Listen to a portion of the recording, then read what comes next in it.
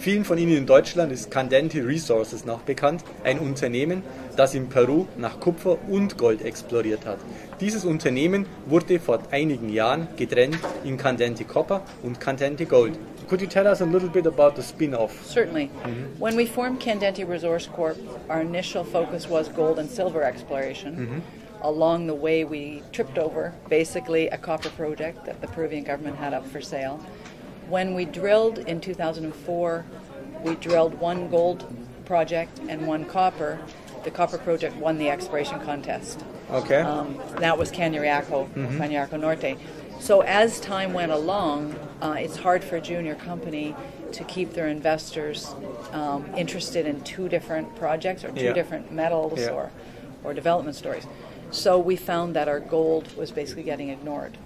And then also during the crises, we found it was easier to be raising money on gold than on copper in 2008, 2009. So we spun out Candente Gold, which had assets in Mexico and in Peru.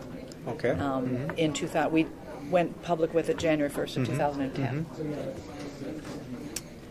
And then if you want me to go further with Cobriza, we had our third spin out this last fall. The reason being, again, in Candente Copper. So we spun from Candente Resource, we spun Candente Copper had everything that was copper, and Candente Gold had everything that was gold and silver. With time, again, Cañariaco becoming even further developed and being in feasibility, we found that we had other copper assets, earlier stage, that were getting ignored. So again, we spun that out. And one of the big parts of that was Michael Thick, was a BHP, fabulous geologist, well known for porphyry expert.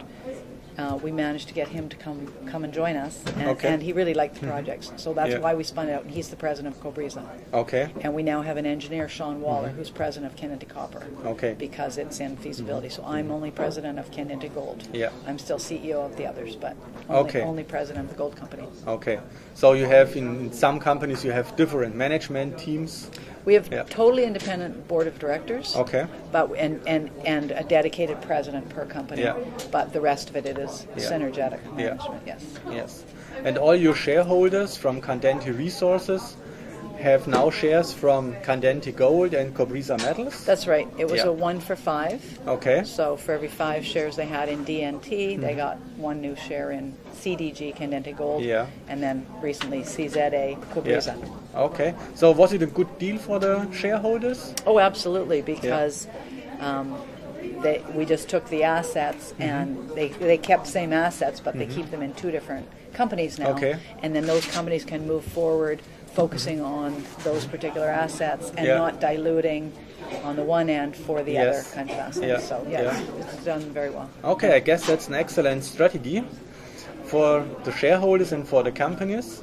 So is the market paying attention to all those 3 companies? Cobriza, not so much yet because we haven't started drilling anything. Okay. But we did just announce we have signed a drilling contract and should be drilling by May. Yes. So Cobriza is more an early stage company, So you have no 43-101 report and no drilling We at have the a moment? 43-101 report because you have to have that to get listed on the Toronto Stock Exchange. Okay. We're not on the venture, we're on the TSX. It does have a property that has had previous drilling called the Don Gregorio property and has mineralization that is porphyry. Okay. It's copper and gold, but it does not have a resource yet, no. Okay. So nothing that we can say it looks economic yet. Yeah, okay. And the Candente Gold Corp? Candente Gold, our main project is El Oro in Mexico, and we're earning in from Gold Corp there. Again, does not have a 43-101 resource, does have 43-101 reports. Okay. But it's a past producer.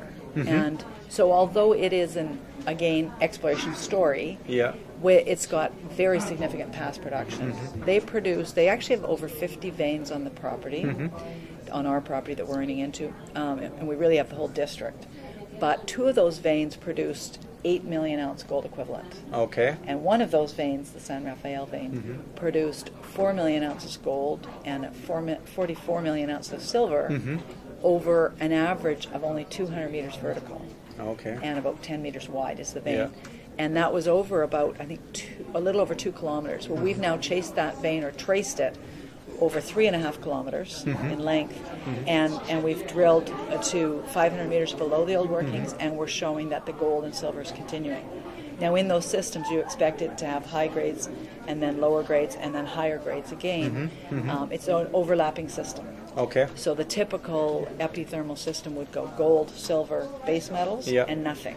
So there's a lot of potential there. Okay. In which state is it based in Mexico? Yeah, the limit of Mexico State and Michoacan. Okay. Over both. Yeah. Okay. So why should an investor invest in all these companies? Well, every CEO, president would tell you their company's undervalued. But again, Candente Gold, we had 2 drills going most of last year. We've almost earned in from Gold Corp. We have another 500,000 to go. And we've certainly shown that the San Rafael vein itself system is alive and well at depth. Okay. But we've got a nice area in the Somera, Mexico zone where we've hit 3 high-grade veins and the deepest. But we still need to do more work to really prove to the shareholders that this can be a mine again. Okay. And we're planning on doing that. So you have to raise money in the near future? Eventually, yes. Cobriza, no.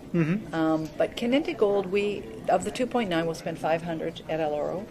We'll probably spend 500 to 600 on one property in Peru. We're applying for drilling permits there.